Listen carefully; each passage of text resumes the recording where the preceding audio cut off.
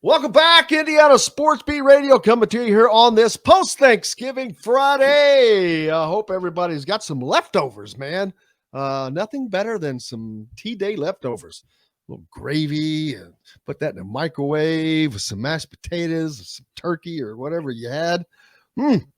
I love leftovers. They're great. How was your Thanksgiving, by the way, Alec? It was good. Lots of food, some good football. Can never go wrong with a Thanksgiving dinner. No, Dustin Schutte not with us today, but always on it. I'll ask for him. What's your favorite dish? Your favorite Thanksgiving dish, dessert, and side? Dessert definitely apple pie. Yeah, By far. I'm an apple pie Um, guy. yep. With A little some ice cinnamon cream on on there. top. A little Oh, okay. Yeah. Yeah. A little cinnamon Okay. for me. Yeah. Outside of that, I feel like a lot of people have to go with stuffing. That's a key for me. I'm I not. feel like a lot of people aren't. Well, I feel like a lot of people aren't, but I'm I don't know. not. I just can't do it without it. And then I think an underrated one, green bean casserole. Oh no, not underrated at all. I think that is. Whew, that's one of my faves, baby. That's one of my Yeah, staples, as a matter of fact. That's a staple. I don't care what meat you have. Well, I do care, but you've got to have green bean casserole, mashed potatoes, corn. Those three are staples for me. With gravy, I'm mainly a white gravy guy, but on Thanksgiving and Christmas, maybe I can slide the brown gravy on, depending upon the meat. But I'm not that big of a turkey guy. It's got to be really good, but it's okay. It's once a year. But I mean, yeah, ham's great, fried chicken's great. Anything's actually great. Uh, there's a lot of people that just do completely different stuff. Mexican meal. Um, I love Mexican food. I'd be okay with a Mexican Thanksgiving, I promise you. Um, but Indiana fans have a lot to be thankful for. That is for certain, as their basketball team is now 5-0 as they head into today's game with Jackson State, looking to go 6-0 as they will take on the mighty and number one ranked North Carolina Tar Heels next Wednesday. But before they get there, they have a game this afternoon, Alec. Jackson State now, their last tune-up before things get real. yeah. And you're going to see a lot of what Indiana saw against Little Rock with Jackson State, a team that likes to get out in transition. Not a very tall team, so they don't want to get into kind of a half court setting. One of the quicker teams across the country through the first couple games of the season, but like Little Rock, not a very efficient one. They get a lot of shots off, but only shooting about 43% from the field as a team. He's shooting about 30% from three, taking a lot of threes, but just not able to connect a whole lot. And they're more perimeter oriented, right? I mean, you still have a lot. I would say a decent amount of size on the perimeter with kind of who they'll throw at you. A lot of in between 6'5", 6'8", some 6'6" as well, but there's just not a lot of size. They have a couple 6'8", 6'9" guys who kind of play up in the front court, but aren't super effective going up against size and length, especially at the Power 5 level. Two top players, Ken Evans, really good perimeter player, averaging about 19 and 5 a game. But really their main playmaker with the ball. Shoots it, good percentage from the three, about 38%, takes a lot of threes. And then they have a big guy who is a lot more perimeter oriented than a traditional big guy, with Trace Young, who shoots about 35% from three and takes the most amount of threes on the team, about 6 a game. So those are the two kind of big guys that you're looking for, big as in playmakers for that team. Outside of that, a mixed match of a couple different guys around like 7-8 points a game, but they're going to try to get out in transition, try to speed it up a little bit. Coached by Mo Williams, former longtime NBA player. So still have some athletes on that team that you got to be aware of as an Indiana fan, but not the kind of competition that you're really going to be tested with, much like the past few games. Yeah, well, the teams Indiana have all played, decent schedules. Jackson State played Michigan yesterday, so they're going through the Big Ten gauntlet right now, as well as being a part of this Indiana Classic and playing Little Rock. They did lose to Little Rock 94-91 last Sunday, and then they will play Miami of Ohio on Tuesday. So there's an indication for you, the Little Rock game, but didn't tell you a whole lot, but it's equal. But there's no point in talking about that game a lot, really, of those games, because these are tune-ups. The game to talk about, of course, is North Carolina. And I know that's not until Wednesday, but Alec won't be with us until then. So we'll go ahead and talk about that a little bit. North Carolina, obviously the number one team in the country. They have shown that they're like any and everybody else this season. They've had games where I don't know if I'm going to say they struggled, but whatever you want to call it, they were pushed, they were stretched, they were challenged by lesser teams, which could be a good sign for Indiana early on. And, if you're going to play a team like that, getting them earlier is better, especially Indiana's playing well. The one thing that I have been fearful of is seeing too many starters have bad games at the same time right now. We've seen Indiana's depth take care of that, but that just needs to rise better, quicker. But North Carolina coming in, man, this is going to be an unbelievable environment. It's going to be unbelievably exciting, especially this early in the season. And Simon Scott Assembly Hall is going to be rocking. Yeah, absolutely. Obviously, this is the game that I think a lot of people were expecting when Indiana got Trace Jackson Davis back, and North Carolina got Caleb Love, RJ Davis, Armando Bacot, and Leaky Black back from their runner-up appearance last year.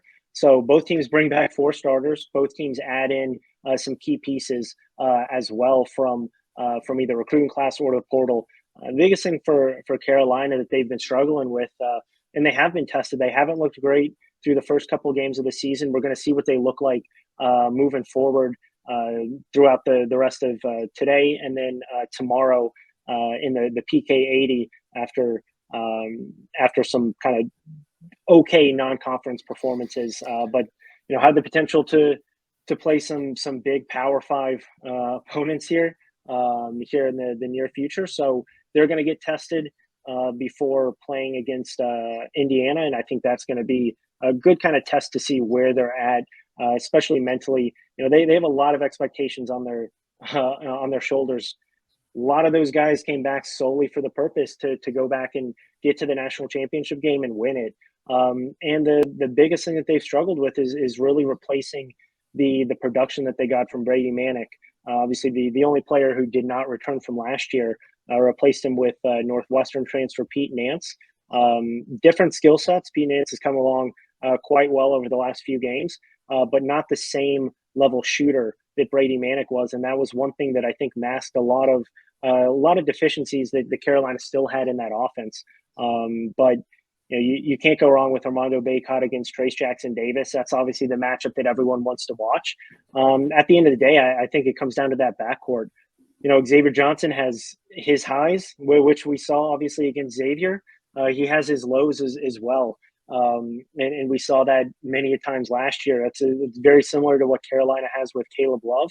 Can get hot in a minute, can also go extremely cold, and has been shooting about 19% from 3 this year. After a very, very good last season shooting the ball. And then you have 2 really good ball handlers and Jalen Hood-Schifino and RJ Davis as well. Really good defensive backcourts for both teams, especially when Caleb Love locks in. But I think it's going to come down to whatever backcourt wins that battle. Obviously, it comes down to making shots. Carolina has been the better shooting backcourt over their tenure. Hasn't started out that way this year. But this Carolina team, I think a lot of people have a bit disrespected, who they are. I think they come in with a little bit of a chip on their shoulder. A lot of people thought they just got hot at the right time from last year. But Indiana obviously needs to be ready to come out in this game. I think if they get off to a good start, it could set themselves up for a good game. Carolina has struggled a little bit with showing a lot of toughness, and that's one thing that Indiana obviously showed a lot of, getting down early to Xavier in that kind of testy road environment. So I think it comes down to that backcourt, but going to be phenomenal matchups all over the floor. And when you're talking about a Pete Nance against Race Thompson matchup that's not even the top three matchups on the floor, that shows you the star power and the talent that they have at almost every single position. Yeah, that brings up, there's two former Northwestern starters starting in this game. Very ironic. As Miller Kopp, former teammate of Pete Nance, will be. They would almost. Pete Nance is too much of a big guy at 6'11", but I was going to say they could almost draw that assignment, but that's a little bit too much to ask for Miller Kopp. It will be interesting to see him on Race Thompson, but more importantly, what Malik Renew does in this game. This is his first big-time game. We've seen him play like he's a sophomore or junior. It's just like, it does not seem, his resting heart rate seems to be like 30. He doesn't get excited. He's not emotional up and down. He can get, but when he's playing, he just seems like he is playing within the framework of the game, man. And that's hard to do, period. But for a freshman, it's mind-boggling. And it's going to be interesting to see if he can maintain that composure in a game like this. But he is going to be tested like he's never been tested in a game in his life, I'm going to imagine. Yeah, and when you look at especially the benches of these two teams, Indiana with a significant advantage in that one. Carolina still trying to find the right rotations off of their bench. Bring in a good guard in Seth Trimble, but still a freshman. And this will kind of be his really first big test as well. Carolina likes to play him alongside RJ Davis and Caleb Love. So, I figure you're probably going to see a lot of that same rotation as well and see him get heavy minutes. But outside of Seth Trimble, you don't have a lot of consistency from that bench unit. Puff Johnson, really, really talented player, really solid player, significant player last year in the NCAA tournament for Carolina. Missed the first couple games of this season. 6'7" wing, likes to play a little bit of that small ball four at times, but can stretch the floor as well. Outside of those two, still a lot of question marks with who really shows up in that second unit. And obviously we've seen different player almost every single game show up alongside Malik Renew in that Indiana second unit, which is probably the best bench in the entire country through the first 2 weeks of the season. So if Carolina gets into any sort of foul trouble, that could spell trouble for them, especially going up against the depth and the talented depth, again, that we continue to talk about that Indiana has there in the second unit, from Malik Renew to Jordan Geronimo, Tamar Bates. We'll see. Obviously, Trey Galloway's been a little bit nicked up here the past few games, so we'll see kind of what the health is of that unit going forward. But all in all, I think if Carolina gets into foul trouble, that's going to be very difficult to overcome.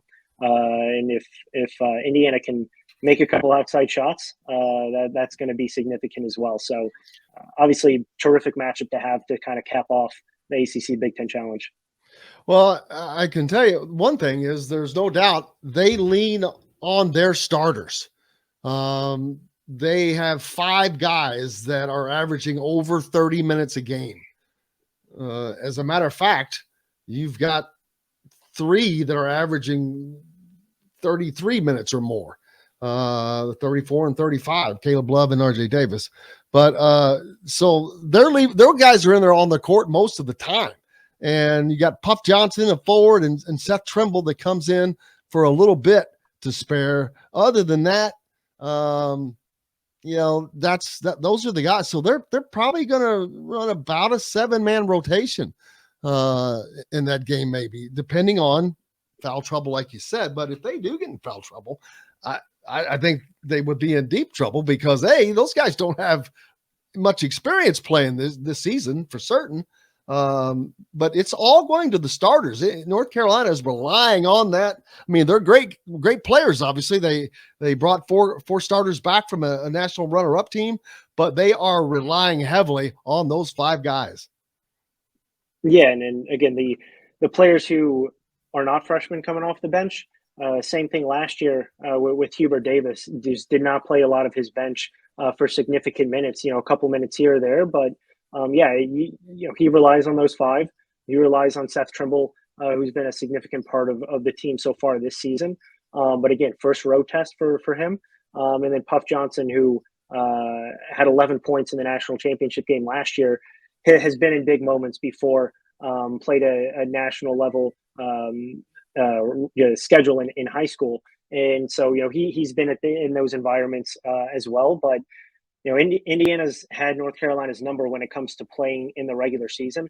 North Carolina has not fared well going to Bloomington to play Indiana in the past couple of seasons where they've been participating in the ACC Big Ten Challenge, and Indiana seems to win by double digits almost every single time, and wouldn't be surprised to see that happen again if some of those things that we talked about happen. I mean, this crowd's going to be fired up. This is going to be, I think, obviously that Purdue matchup last year for Indiana was huge all around, but this is going to be the biggest game that Mike Woodson's had since he arrived back in Indiana. I don't think you can deny that, regardless of what Carolina, regardless of what their ranking may end up being. Obviously, they have a few games before Wednesday.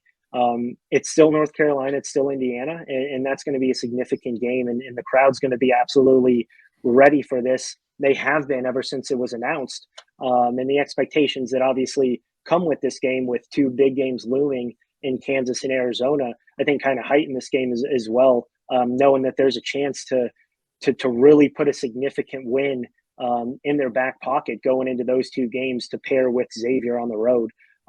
2 wins that you'd be hard pressed to find around the country anywhere, maybe outside of Creighton up to this point in Maui. But this is a significant game, I think, all around for both teams, but definitely for Indiana as well, and Mike Woodson's first really big test as Indiana head coach.